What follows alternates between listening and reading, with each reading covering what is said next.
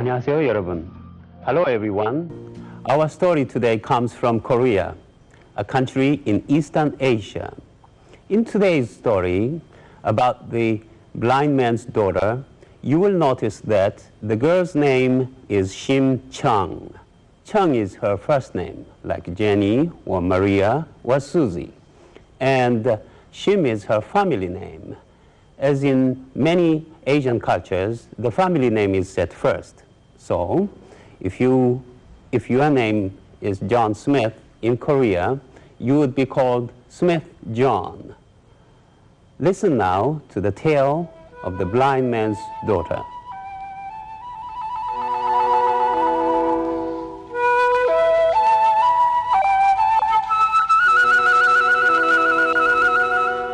"500 years ago, maybe more, there lived in a certain village a girl named Shim Chung. Her mother had died long ago, and now her father was going blind. Shim Chung was very beautiful. Her face was smooth and white. Her hair was shiny and black. She was very good and honest, and she had never been sick. It was as if nothing could harm her. She guided her father when he had to work. But his blindness kept him from work, and little by little, all they owned had to be sold to keep them alive. The old man Shim became a beggar.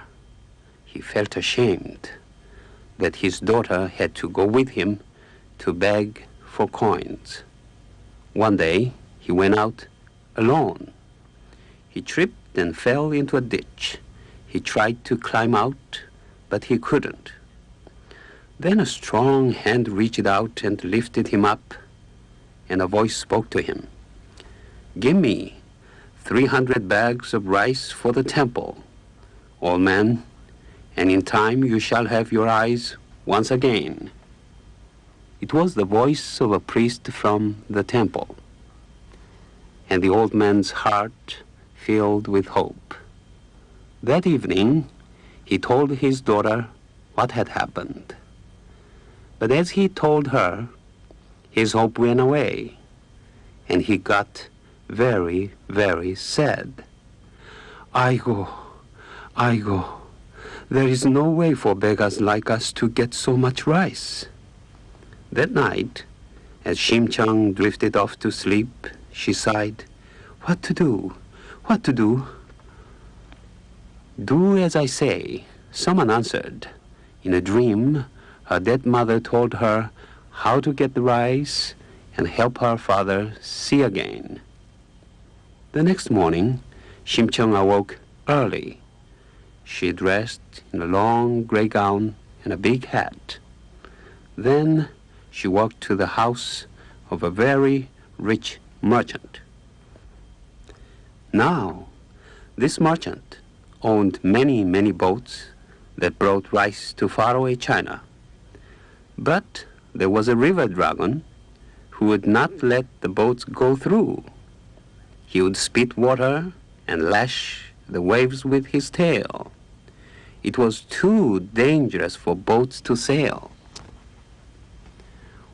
"What must I give you? What must I do so my boats may go through?" said the merchant to the dragon. "You must bring me a beautiful girl," the dragon answered. And so the merchant spread the news far and wide. He would offer 300 bags of rice to the girl who would give herself to the dragon. Shim Chung told the merchant that she wished to offer herself to the dragon. "You do not deserve to die. You are a good daughter, and you are dutiful to your father." But there was no other way for Shim Chung to get the rice, so the bargain was made. The next day, Shim Chung watched the horses carry the bags of rice to the priest's temple. Then she bowed before the tomb of her mother and prayed, "Oh, heavenly spirits, care for my father until he is cured." And she spoke to her neighbors, "Oh, kind neighbors, care for my father until he is cured." Then she set forth to keep her part of the bargain. She wore a beautiful gown of green and red with jewels and golden ribbons in her hair. Her beauty shone brighter than the sun in the eastern sky. Soon they came to the place in the river where the dragon lashed his huge tail. It was time to sacrifice Shimchang to the dragon. The merchant wanted to save her. "Oh, river dragon, do not take this girl." But the river dragon demanded the beautiful girl. So Shimchang said goodbye to the merchant. She closed her eyes and jumped off the side of the boat and disappeared into the water. Instantly, the river became calm and quiet like a garden pool. Shimchang floated through the water. Pearls flashed before her eyes. Big rainbow-colored fish danced by, and sea plants tickled her nose as she brushed past them. At last, she arrived at the palace of the dragon. "Kind sir, I am the daughter of the blind beggar, Shim. I am not worthy to come before one so important as you." The river dragon spoke. "A message has come to us from Hananim, the emperor of heaven and earth. You shall be rewarded for your goodness to your blind father." Then sea maidens dressed Shimchang in the finest clothes. They gave her the softest sleeping mats and the richest food. In this life of comfort and ease, Shimchang grew more beautiful than ever. Then one day, the maidens took her to a giant lotus blossom that lay on the river bottom, and they put her right in it. It was so large that it covered her completely. "Goodbye, Shimchang," said the river dragon. "Goodbye," Shimchang answered back. And soon she felt herself rising like a bubble up through the water. When she reached the top, she was floating next to the boat of the rice merchant. But the rice merchant did not see her. All he saw was the blossom. Never in heaven or on earth was there such a lotus flower as this, said the merchant. "Let us take it to the king." The merchant presented the flower to the king. The king was delighted. No one else in all the world had such a blossom. Every day he admired it floating in the garden pool. All day long, Shimchang hid inside the giant flower. Then one night, as she ventured out of the blossom, the king discovered her. She ran to hide, but the blossom had disappeared. The king looked at her.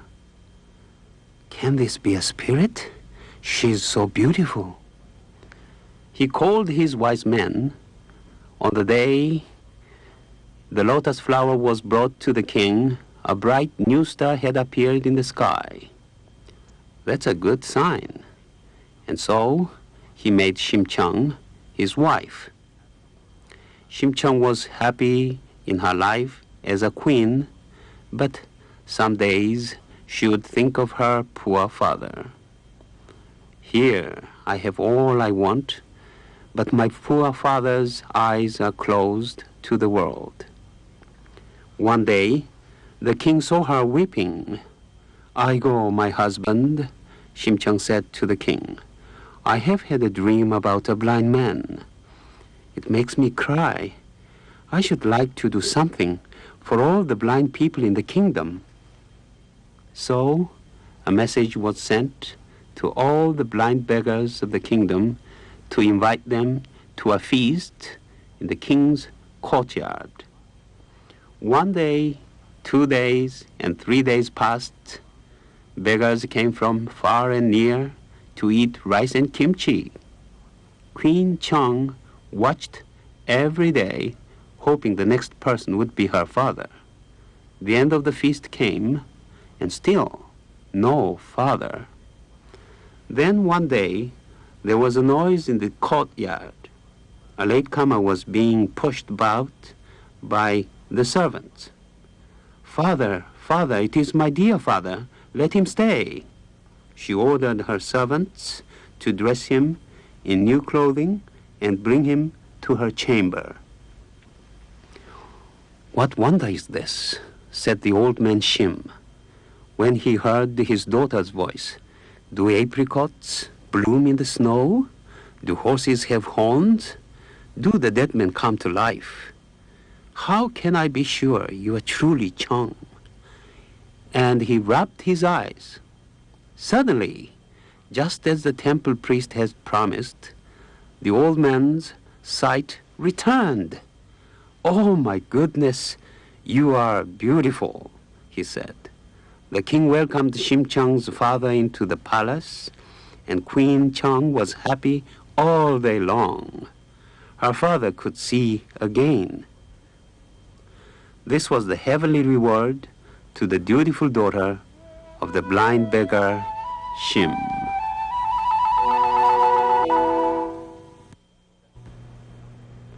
The story of the blind man's daughter, Shim Chang, is just one of the many folk tales from Korea.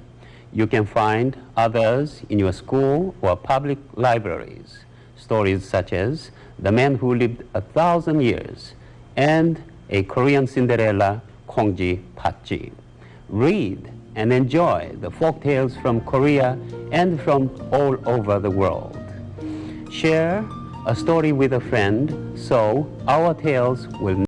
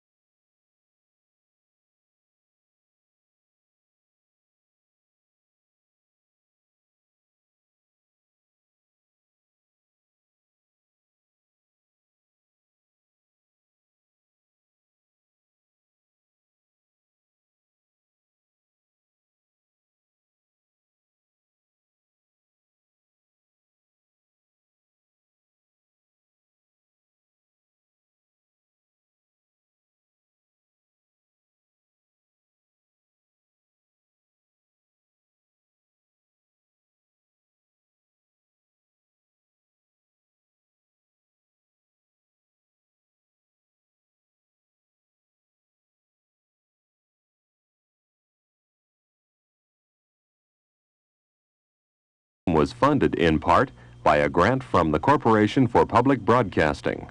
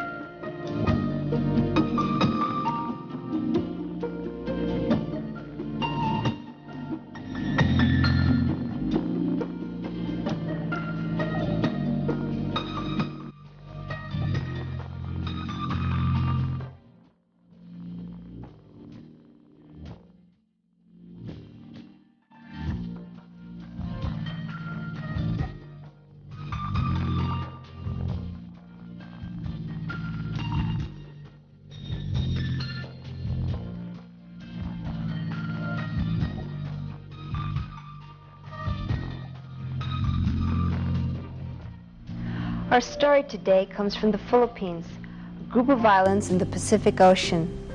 Long ago, the early people of the Philippines made up stories to tell their children.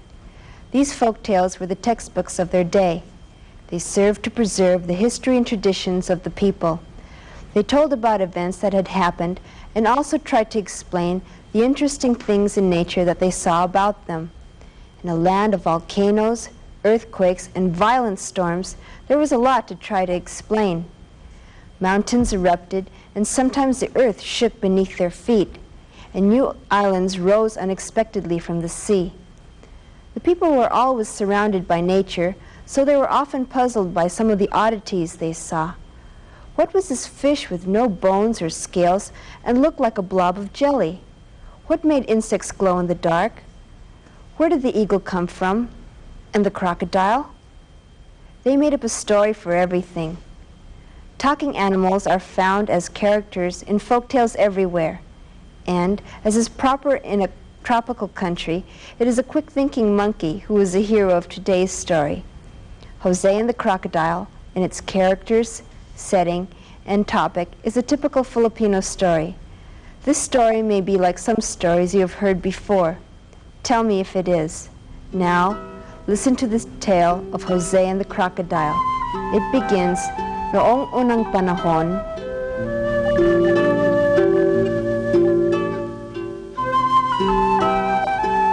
Jose lived with his family in a little village next to a river. Jose's father raised coconuts, bananas, and other fruits and vegetables.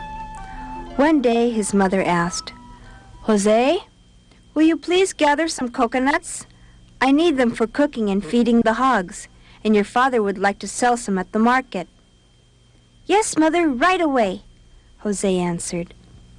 Jose hitched the water buffalo to a sled. He took his sharp bolo and strapped it to his waist. He climbed on the water buffalo and started looking for fallen coconuts. Jose was too small to climb the tall coconut trees, so he gathered ones that had fallen off the trees. There were not too many on the ground near the house that day, so he wandered farther and farther away. It was hard work, and Jose traveled far. The air was hot and humid. Jose and the water buffalo became very tired and thirsty. So they went to the river for a drink and a quick swim in the cool water. While Jose was splashing water on the water buffalo, he heard a groan coming from far away. It sounded like a cry of some animal in pain.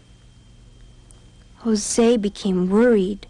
He jumped on the water buffalo and rode towards the sound.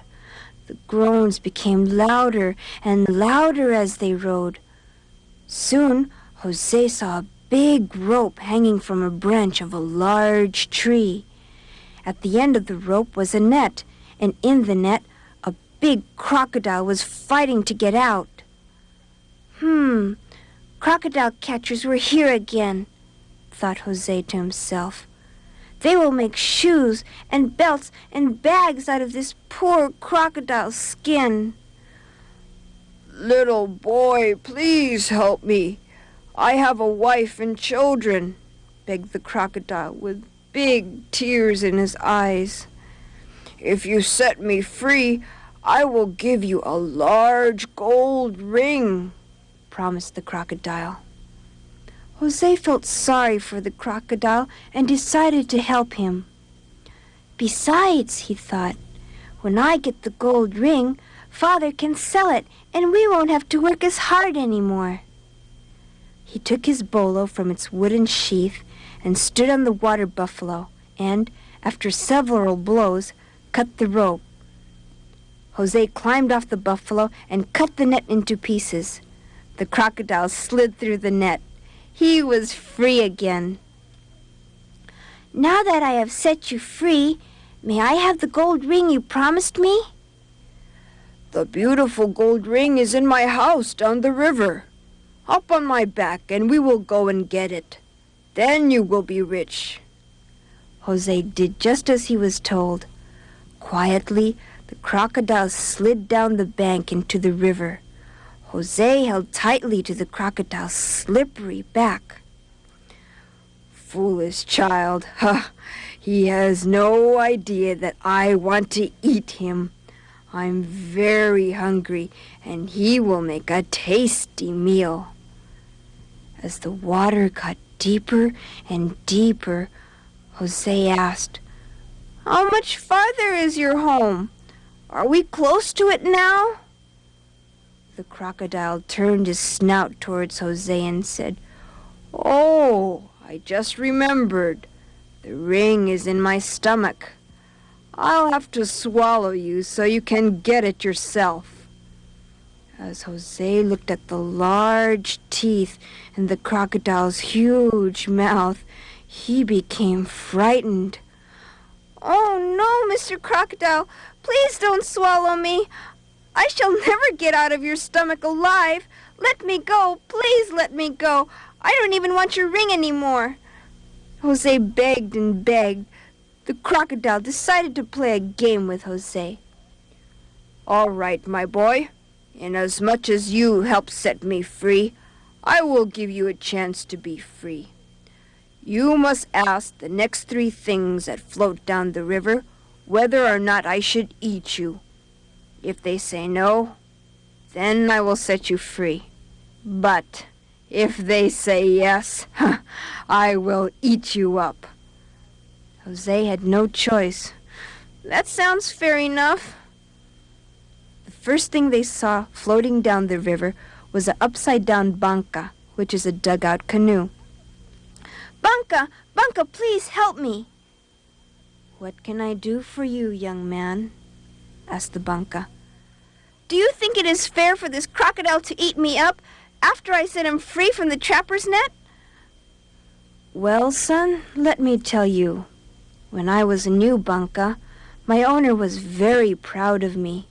He sailed me up and down the river catching fish.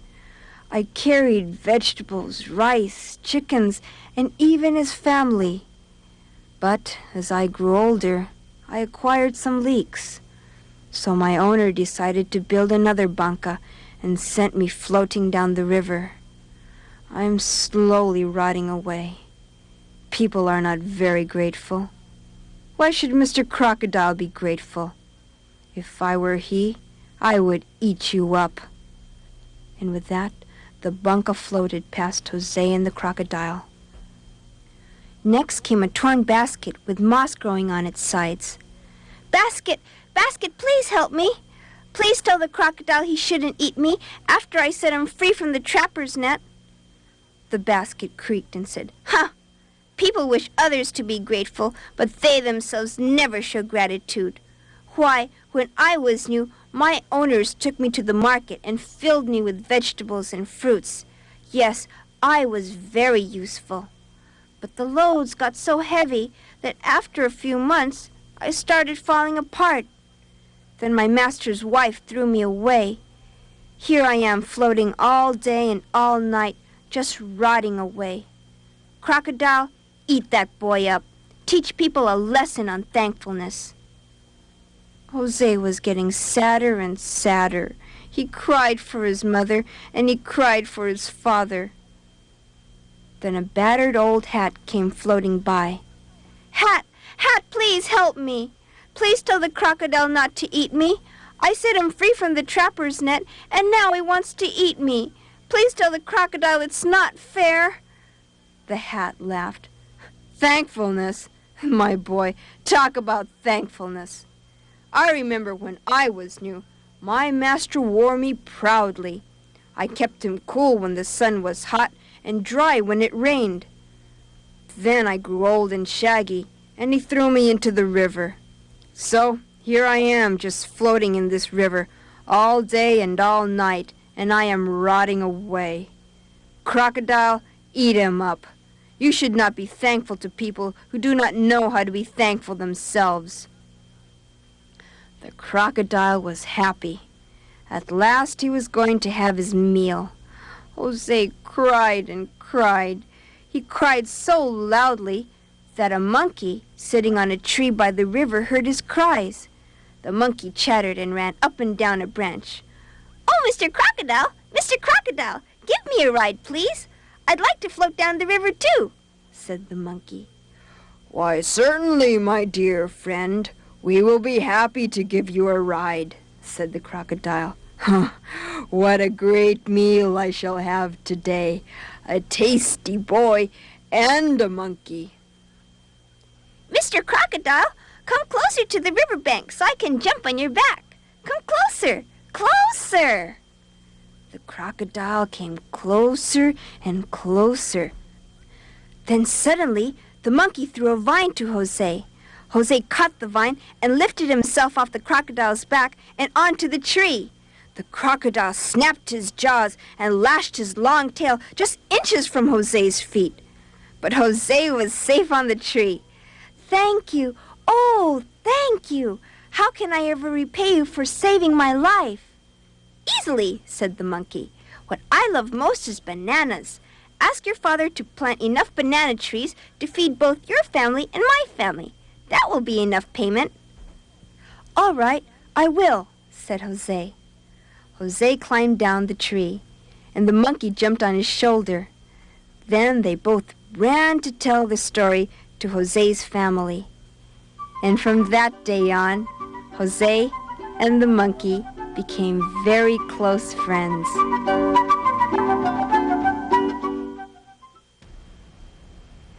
Jose and the Crocodile is just one of many stories from the Philippines.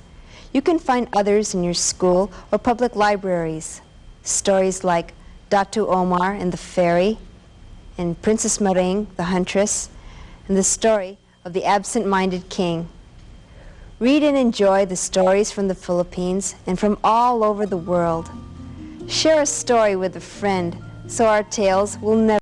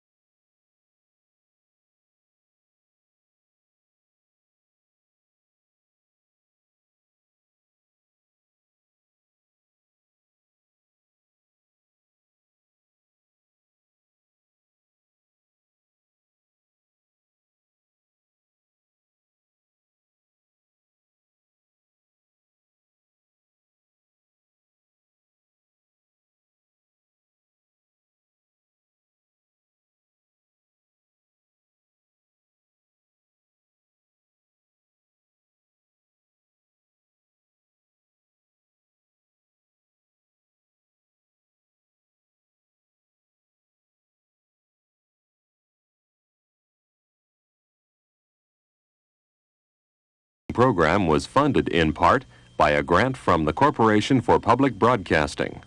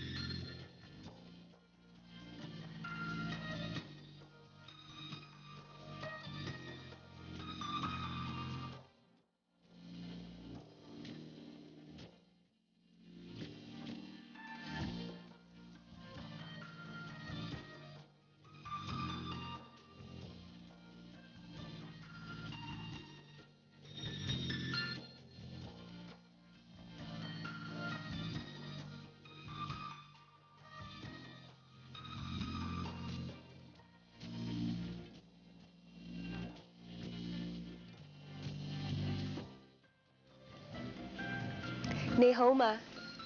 Hello. Come sit beside me, for I'm going to tell you a story from China. China is a very old country. In fact, It's the world's oldest living civilization.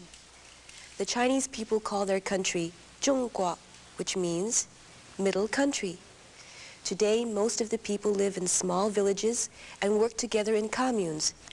But China also has several of the world's largest cities. The Chinese people are very proud of their nation, its long history, and its influence on other countries. The Chinese were the first to develop the compass, gunpowder, paper, porcelain, printing, and silk cloth. The Chinese language has many dialects. Written Chinese uses characters instead of an alphabet. Each character stands for a complete idea, thing, or sound. It's a very difficult language to learn because there are more than 40,000 characters. Our story today is an old favorite. Many Chinese stories are about gods, spirits, wizards, and even animals such as the dragon, who all have special powers. In today's story, a wizard brings happiness to a young village boy named Ma Liang.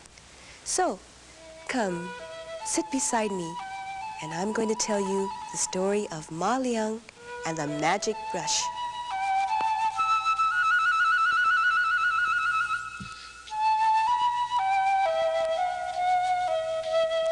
A long time ago, in a small village in China, there lived a poor young peasant boy named Ma Liang. Ma Liang's parents died when he was a small child, so he could not go to school like the other children in the village. Instead, he worked all day, gathering firewood or pulling weeds for the people of the town. Every morning, Ma Liang stopped to watch the children in the schoolyard make pictures with brushes and paint. The schoolmaster showed them how to draw green trees and bluebirds and red roosters. Ma Liang was fascinated by the graceful strokes of their brushes and dreamed of all the beautiful pictures he would paint if he owned a brush. But his chores earned him only enough money for food and clothes, so of course he could not afford to buy brushes and paint. After the painting lesson was over, the children went back inside the schoolhouse, and Ma Liang went slowly back to his chores with a frown on his face and a dream in his heart. One day, as Ma Liang watched the children painting, he timidly approached the schoolmaster. "Excuse me, might I have an old brush so that I too can paint lovely pictures?" So you think you would like to paint?" cried the schoolmaster. "You are just a poor peasant. Go back to your chores and do not come back into the schoolyard again." Ma Liang was sad, but not discouraged. "Why shouldn't I learn to paint even though I am poor?" he said to himself. "I will learn even if I do not have a brush. I will draw the things I see." At the end of the day, when he finished his chores, Ma Liang looked carefully at everything around him and drew pictures wherever he could. With a stick, he drew trees and birds on the soft ground, and with his fingers, he drew turtles on the sand. When he went back to his little hut, Ma Liang drew pictures on the walls with a piece of burnt firewood. Long into the night, he drew picture after picture. By morning, he had covered the walls with drawings of everything he could think of. Ma Liang practiced his drawing every day. Soon, the birds he drew looked just like the birds in the trees. The fish he drew looked just like the fish in the river. He became so skillful that the people of his village marveled at his pictures. They would gather around him when he drew his pictures in the dirt. But Ma Liang was still sad that he did not have his own brush. Every night before he went to bed, he closed his eyes and wished for one. One night, in a cloud of smoke and a flash of light, an old wizard appeared. The old man had watched Ma Liang every day as he drew his pictures and made the village people happy. "Ma Liang," he said in a creaky voice, "you have worked very hard, and now you have earned a brush. But use it wisely, for it has great powers." And then, with another cloud of smoke and a flash of light, the old man vanished. The next morning, Ma Liang awoke and thought about his strange dream. He looked down, and in his hands was a golden brush. He blinked to see if he was still dreaming, but the brush was really there. He jumped out of bed and went to the wall of his hut. There he drew a beautiful bird with his new brush. Then, right before his eyes, the bird became real. Ma Liang watched with wonder as the bird flapped its wings and flew off the wall. It flew out of Ma Liang's window to a tree outside, where it sang sweetly for the village people. "That's amazing," thought Ma Liang. Then Ma Liang took his brush and scurried outside to a nearby stream, and on a rock he painted a toad. And just as he finished, the toad jumped off the rock and into the stream with a splash. The young boy stopped and looked again at his wonderful brush. It was magic. Everything he painted became real. Now, instead of gathering firewood and pulling weeds, Ma Liang went from hut to the poor people of his village and asked them, "What is it that you want most of all? I will paint it for you." Some said they needed clothing for their children, so Ma Liang painted clothing. A poor farmer asked for a buffalo to pull his plow. Ma Liang painted him a strong, healthy buffalo. And he painted food for the women to cook. All of the people in the village were very grateful and very happy. It was not long before the emperor heard about this young artist who was spreading good fortune throughout the village. But the emperor was a mean and greedy man. All he wanted was more and more gold for his kingdom. He wanted Ma Liang's brush for the wealth it could bring him. "Bring me the boy, Ma Liang," he commanded, "so that I might have the magic brush." So the emperor's soldiers marched to the small village to find Ma Liang. They told him of the emperor's wishes, but Ma Liang did not want to go. So the soldiers arrested Ma Liang and carried him back to the emperor's castle. Ma Liang was brought before the emperor.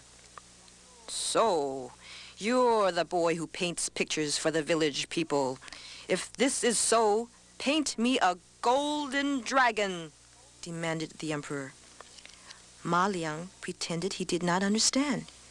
He went to the wall, and instead of painting a golden dragon, he painted a green frog that leaped off the wall and landed right in the emperor's bowl of rice. Then the emperor ordered Ma Liang to paint him a bar of gold. Instead, Ma Liang drew a large yellow serpent. It attacked the emperor and had to be killed by the soldiers. The emperor was furious and grabbed the magic brush. He ordered Ma Liang thrown into the dungeon. Then the emperor called for the court painter.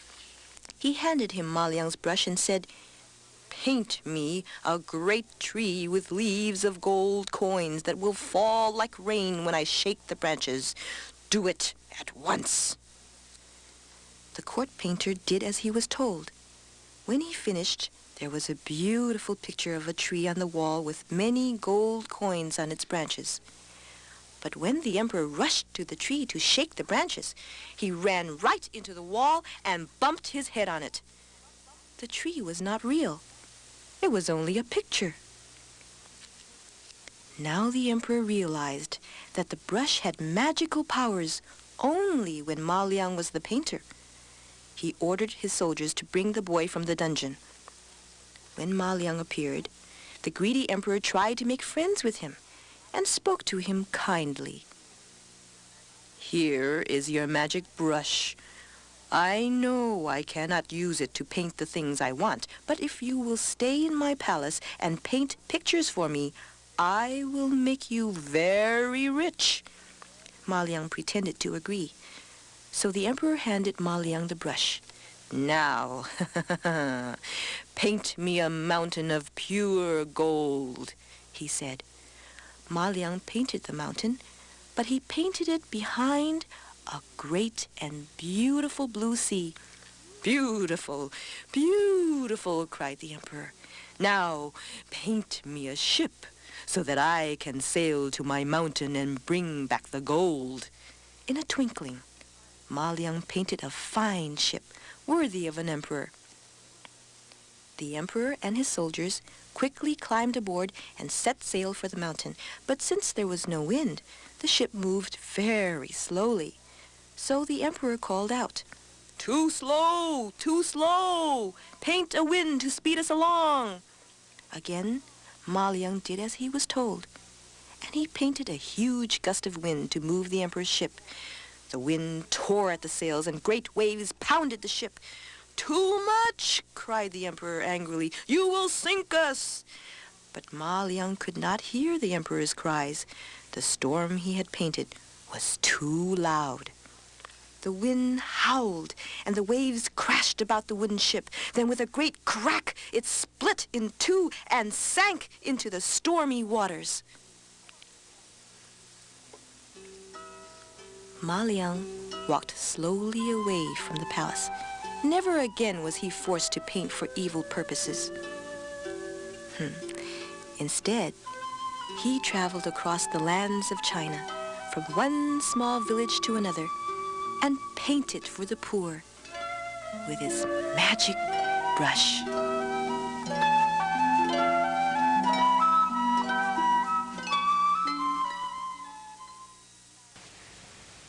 China has more than 3,000 years of recorded history, and its myths, legends, folktales, and proverbs date from ancient times. China is a very large country. There are different stories told in different parts of China, and the stories tell of the way of life of the people from different areas. There are hundreds of stories from China. Stories like The King of the Monkeys and The Story of the First Kite. You can find them in your school or public libraries. Read and enjoy the tales of China and stories from all over the world. Share a story.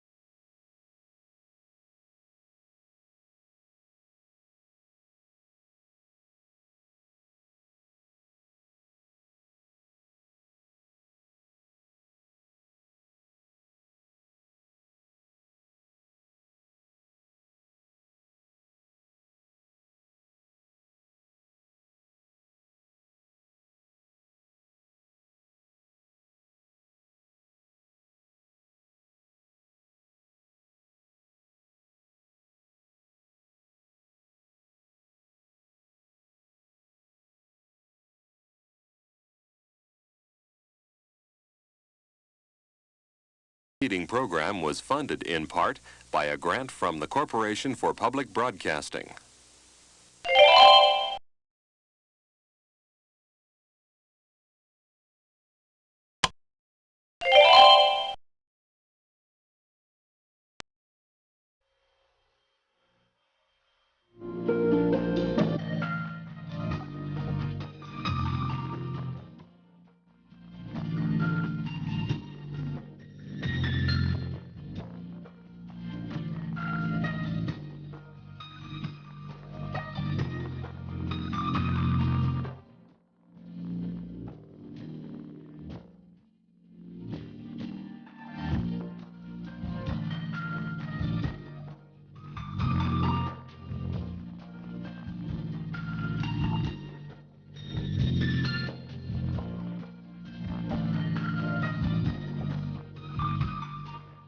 The tale of Urashima Taro is one of Japan's oldest and most treasured folk tales.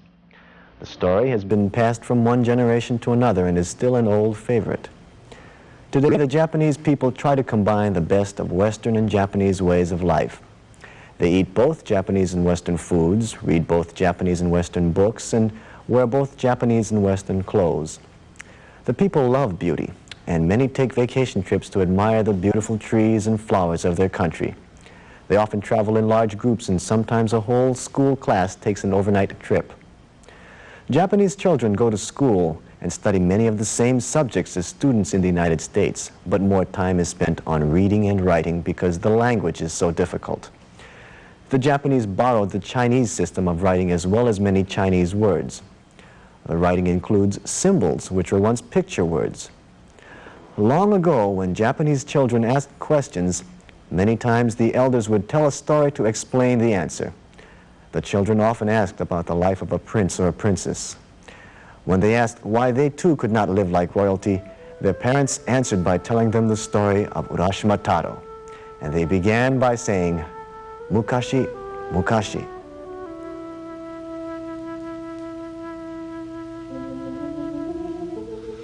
Long, long ago, there lived a young fisherman named Urashima Taro.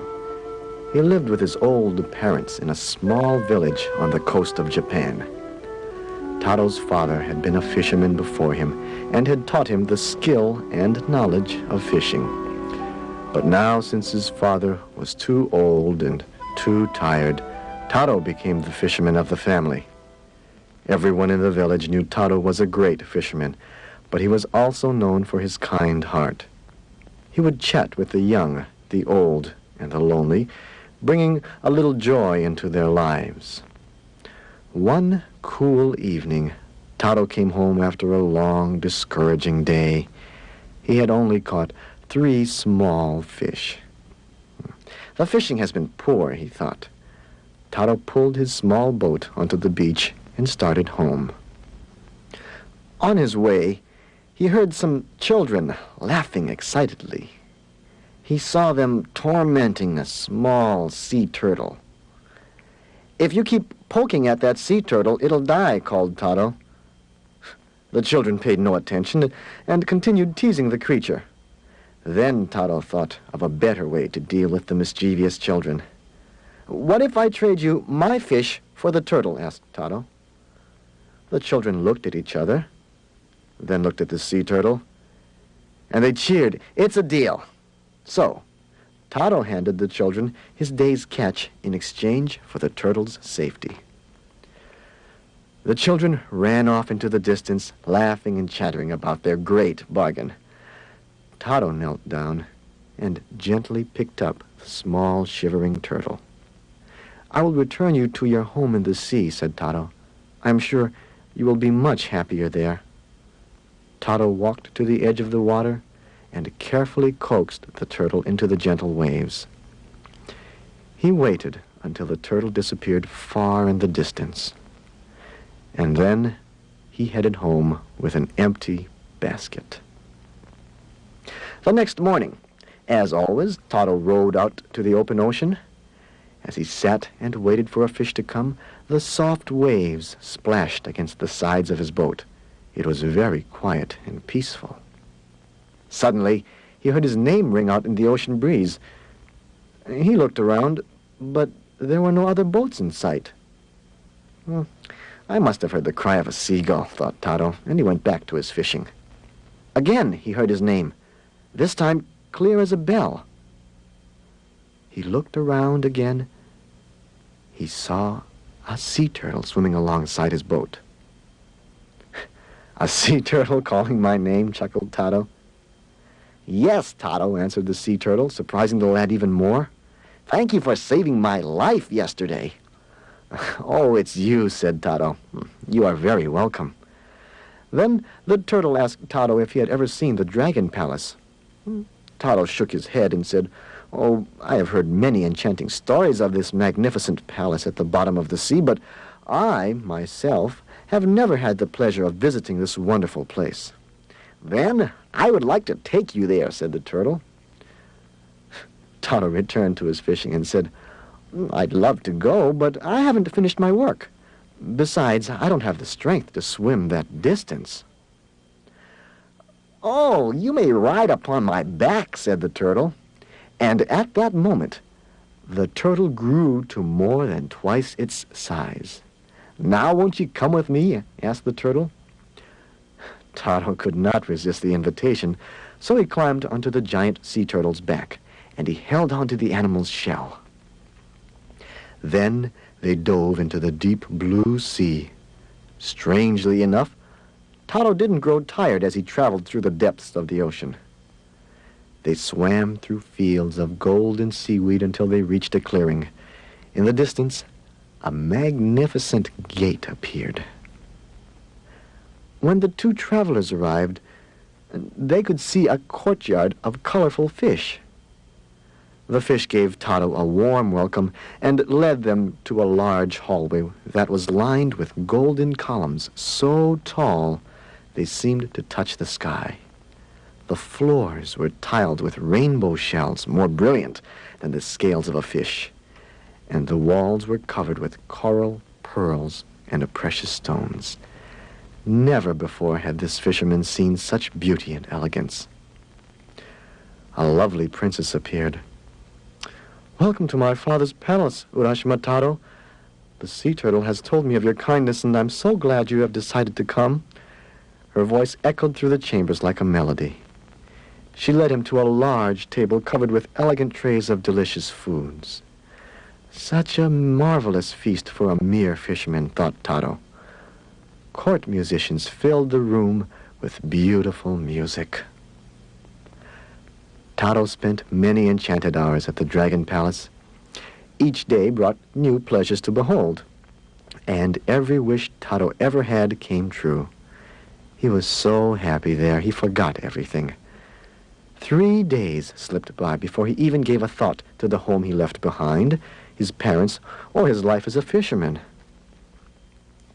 One day, the princess led Taro to a large viewing room. On each wall was a window, and each looked out on the beautiful garden that surrounded the palace. "This is a timeless garden where the 4 seasons can be seen at once," said the princess. Taro looked through the east window and saw spring. Cherry trees were in full bloom, and a fresh aroma filled the air. Through the south window, Taro saw the warmth of summer. A carpet of grass with lush green trees bearing fruit that was so ripe he could almost taste its sweetness. Looking through the west window, Taro could see the trees of autumn. The warm-colored leaves tossed and floated against the sunset sky. Then a cold wind blew into the room, and Taro turned toward the north window. His heart fell, for the cold winter scene reminded him of his own village. A chill ran down his back, for now he realized how much he missed his life as a fisherman. He slowly turned to the princess and explained that his parents must be worried, and it was time to go home. The princess began to weep and begged Taro to stay, but Taro shook his head in sorrow, for he knew he had already stayed much too long. The princess handed him a shiny black lacquered box tied with a red silk cord. "Taro, you must take this box as a token, but please never open it, for it contains something very precious." Taro promised never to open the box and waved farewell as he left the palace. The turtle carried Taro back through the sea to the shore of his village. Taro walked slowly along the same shore he had walked many times before, but something seemed different. The hills and shore were the same, but there were many new houses he had never seen before. He walked towards his home, but in its place he found a strange new house. He ran to an old man who was sitting nearby and asked him, "Oji-san, what happened to the house of Urashima?" "Ah, you must be a stranger," said the old man. "My grandfather told me the legend of the young Urashima boy who was swallowed by the sea. But that was hundreds of years ago." "That cannot be possible. I am Urashima Taro." The old man looked at Taro in bewilderment. He shook his head, for he was too old and too tired to argue about such nonsense. Confused and frightened, Taro ran to the shore, for that was the only thing that did not change. He was comforted by the lonesome pounding of the surf. Perhaps the sea turtle will return, Taro thought. He waited and waited, but the turtle did not appear. There's no hope. Then he remembered the black box. Perhaps this will take me back to the palace. Although he had promised not to open it, he slowly untied the red silk cord and carefully lifted the lid. A strange cloud of mist drifted out and brushed against Taro's face, then floated away into the sea breeze. Bewildered, Taro looked into the empty box. Suddenly his face grew wrinkled. His dark black hair turned snowy white. His youthful body grew old. Now Taro understood. The box had contained his youth. Moments ago, Taro was a strong young man, but now he sat alone on the beach, a very old man.